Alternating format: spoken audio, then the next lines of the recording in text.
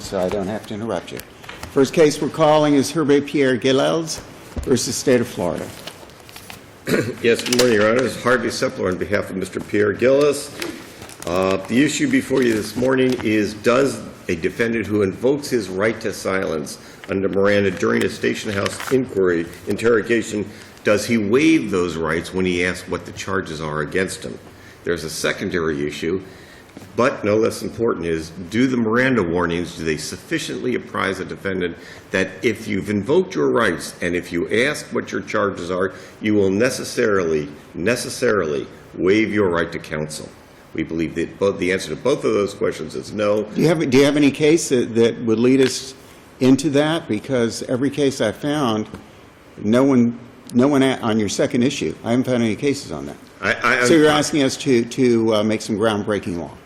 In a sense, yes.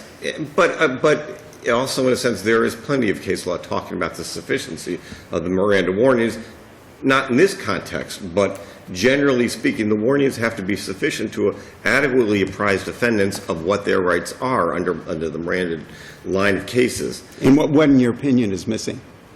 The problem here, let me just take you back for a second and answer your question this way. The problem here, defendant was arrested. He's put into an interrogation room. He's questioned. I know the court's familiar with this. He's questioned. He invokes his rights to silence. What's missing, Your Honor, is that after he said, "I don't want to talk to you," the police officer closed his pen, said, we're going to take you back to the holding cell. At that point, the defendant asked, well, what am I charged with anyway? That's what's missing. Well, it isn't quite. Reviewing the tape, the disc, you can tell how old I am, the tape. Reviewing the disc, he was read his full Miranda rights. He then was asked if he had any questions. He then was given the Miranda sheet and told to read every one of them, which he did, made sure he was educated enough to be able to read it and understand it. He initialed everything. He signed off on it. Yes. And the policeman said, do you want to talk to me now or do you want to reserve your rights? And he said, I'm not going to talk. The policeman said, fine, closed up the book, closed the pen, and said, we'll take you back to your holding cell. This is fine. This is your right to do this. And as the policeman started to get up, he said, one more thing. I need your Social Security number. And then the gentleman says, well, let me ask you a question. Now, doesn't that qualify under all these cases that he's then free to go ahead and talk to the police, and the police are free to talk to him? And the police officer continually said, you realize you don't have to talk to me. You understand you don't have to talk to me. I mean, how much more is he supposed to do? Let me answer you this way, because you've gotten to the heart of the case. But I just want to make sure that I've addressed your first question. Yeah. Is how is Miranda, the warnings, how are they not sufficient to apprise someone? I know that I don't want to bring any extrajudicial thing into this question. I suspect that if any of us were to go out into the street and ask somebody, do you know that by invoking your Miranda, and do you know that if you should ask what you're charged with, you are waiving your Miranda, I dare say you probably will find nobody who does that. My answer to you, Judge Suarez, you don't have to know that. It's a matter of law. Well, what happens? With all due respect, I think they do. I think that when I Mr. Sepler, after all these years, you're still saying due respect. If we're looking at the decision to invoke or not to invoke, the person has to know what it is that they're waiving, if they're waiving. He was told exactly what he waived. Again, I'll try to. He has to be. You're saying he has to be told what the law is as to what happens, as to what he has to do or does not do in order to waive what he just refused to waive. The Miranda warnings, as I understand them here. Is there any case that says he has to be told, hey, you just waived your Miranda warnings? The answer is I don't have a case for that. However, there cannot be a case because these things arise as a matter of law. They arise as what the law views as the legal consequences of a particular series of actions. I understand. And that's what happens whether he knows about it or not. As a general sense, Your Honor, I understand. But if you're talking about the Miranda warnings as a notice to advise somebody, here's what your rights are, here is what you can do. If I don't understand that asking a question of why am I in jail, if I don't understand that that's going to be encompassed within the general statement, anything that you say can be held against you. If I don't understand that, then having that, then the warnings are not But sufficient. don't we cure it, even if what you say, hasn't it been cured when the policeman keeps saying to him, look, you don't have to talk to me. You don't have to talk to me. Isn't that, I mean, doesn't that basically put the person on notice that once you start talking, you have a problem? Because the policeman says, wait. Again, Judge, and this will take us back to your other question, which is the substance here. What he said was, what am I charged with? Right. There are times, the test, as you know, because you all were involved in prior cases where this issue came up, but in a right to counsel context, not in a right to silence context. But the test is, under Oregon versus Bradshaw, that there are essentially two kinds of questions.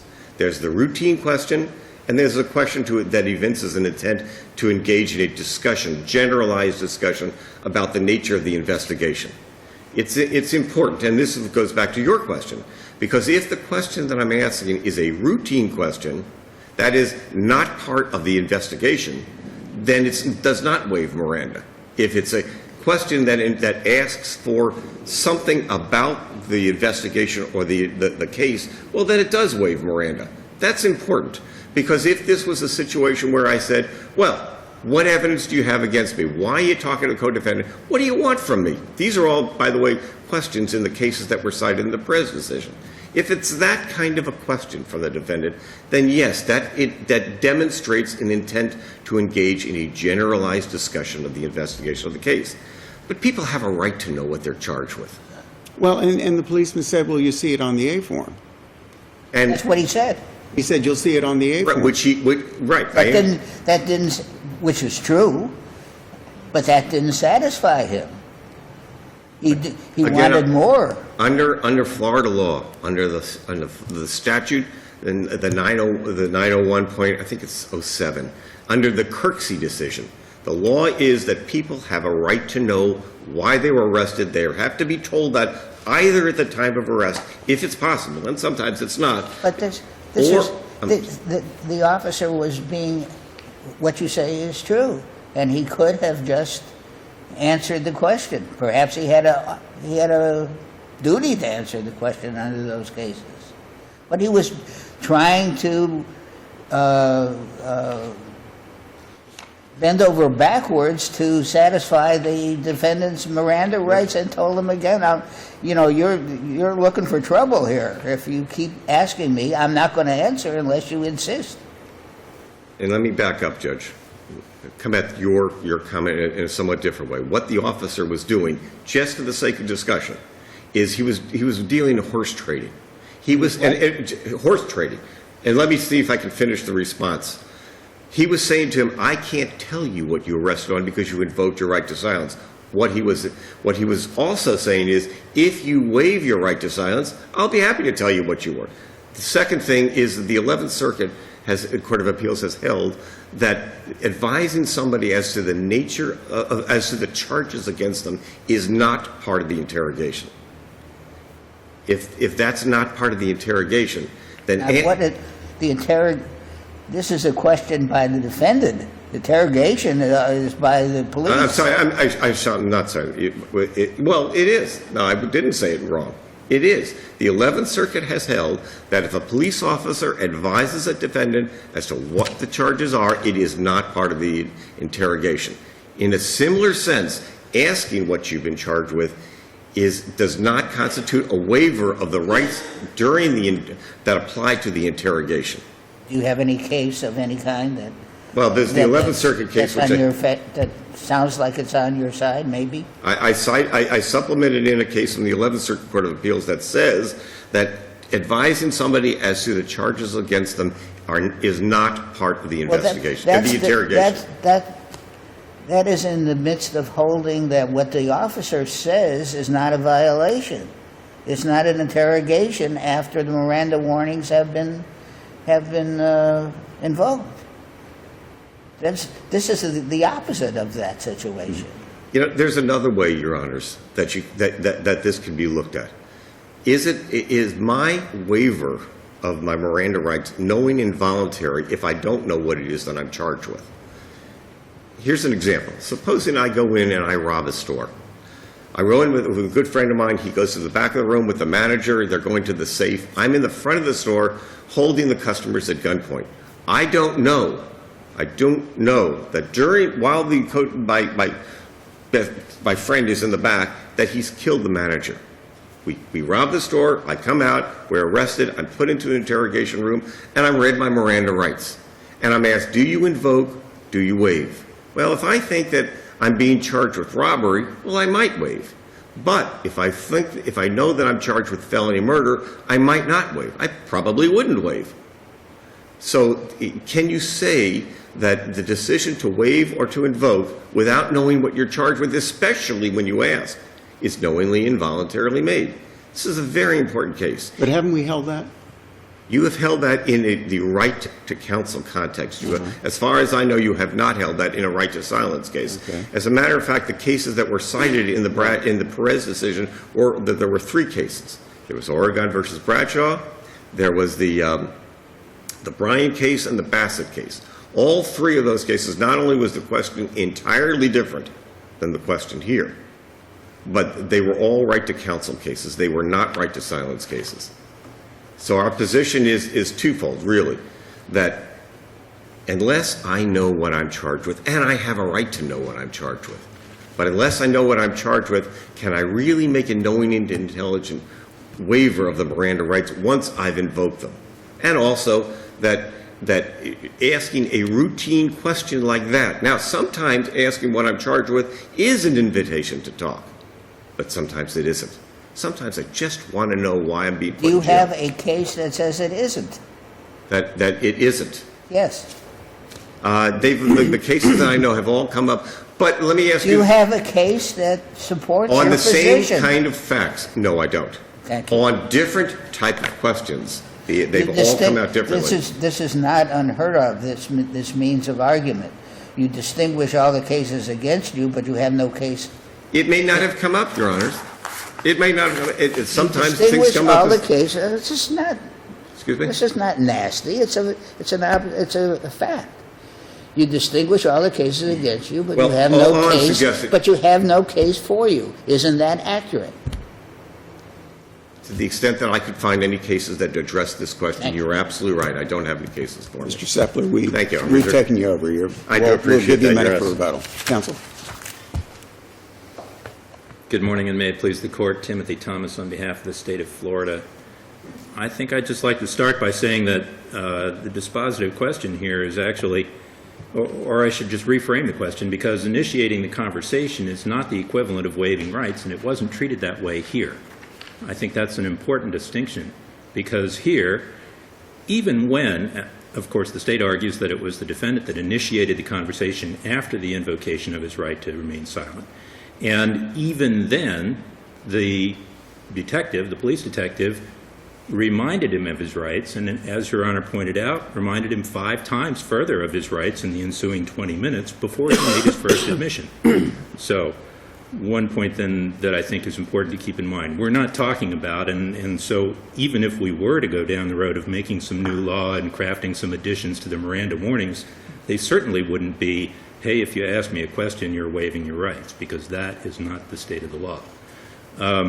It becomes, in this circumstance, because as we've, I think, now correctly established, it's a right to silence case, it becomes a voluntariness test, and the police definitely scrupulously honored his rights by repeatedly advising him, you don't have to say anything to me. So the question, was there a waiver, remains and is decided by the court. The inquiry is not being used against them.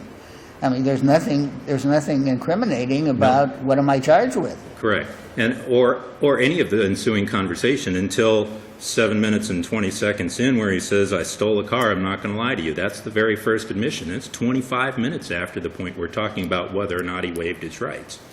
And just a question about, because I can see where the argument is going as far as the need to know what you're charged with in order to make a knowing, intelligent, and voluntary waiver of your rights. And in this case, I think it's important to make the distinction between arrested and charged. And we have to remember that we're dealing with two jurisdictions here. This defendant was arrested by the North Miami Police Department. He was arrested for the charges that the North Miami Police Department were aware of occurring in front of them. And he knew exactly what that was, running from the police. And that was the authority for his incarceration, which is what the statute deals with. He was not yet charged. By the very wording of the police detective from Miami Shores Police Department, he says, I'm going to put together some additional charges on you. So he's saying to himself, and we know from the testimony otherwise, that he needs to get corroboration from the victim and whatever else he thinks he's going to do. But he knows he wants to charge this person with stealing the car, but he hasn't done it yet. So exactly where does that leave us as a legal matter? And this is exactly what the defendant wants to know as a matter of common sense. He wants to know, well, just how far is this going to go for me? And that's why he wants to engage in the conversation. If he wants something, he's going to have to give something up in return. And if you call that horse trading, I see no legal prescription against it. If the court has no further questions, then the state would ask for an affirmance. Thank you, counsel. Just very briefly, Your Honor. With respect to whether he was reminded 5 times, that came out after the police started talking to him again. Let's remember that unlike in Perez and other cases where the police officer at that point closed the book, got up, and started to leave, and so it was absolutely clear that the interrogation was over, and the defendant asked what he asked. And this puts aside the nature of what was being asked. Here, that didn't happen. Here, the officer stayed right there. Well, not quite. The officer folded up his notebook and said, that's fine, you don't have to talk to me. You'll go back to the cell, you'll get information, etc. And the officer closed his pen, started to get up, and he said, wait a minute, I have one more question. He said, I need to get your Social Security number. And then he said, well, wait a minute. What are my charges? And the officer said, well, I really can't talk to you now about this. And then the conversation proceeded from there. And then finally, the defendant said, if I remember right, something to the extent of, no, I want to talk to you. I want to tell you what happened. So, I mean, he did indicate that it was over. Closed up his notebook. It's the same thing as Perez. Closed his pen. The only difference is, instead of leaving the room, he got up to leave, asked one more question about Social Security, and then the conversation started. So, I mean, that's why, even though I know Perez is a different aspect of Miranda, I mean, I think it's just right in line with it. Well, I would suggest respectfully disagree. Respectfully disagree, Your Honors. With all due respect. With all due respect, I respectfully disagree. It's very different. And this, I don't want to lose sight of the nature of what was being asked. It is absolutely critical. But other than that, if the concept in Perez and those line of cases is that the defendant has initiated something that has stopped. It's stopped because he's invoked. If he's initiated, he has to know that the interrogation has stopped. Here, it's not entirely clear to the defendant, arguably, that the interrogation has stopped. But let me go back, because this is, I think, is very important. To say to somebody that Didn't you, whatever you are about to say, you've said several times, I believe. Then if the court has no further questions. In conclusion, Your Honors, we would respectfully request that the conviction be reversed. Thank you. Thank you, counsel. Thank you both.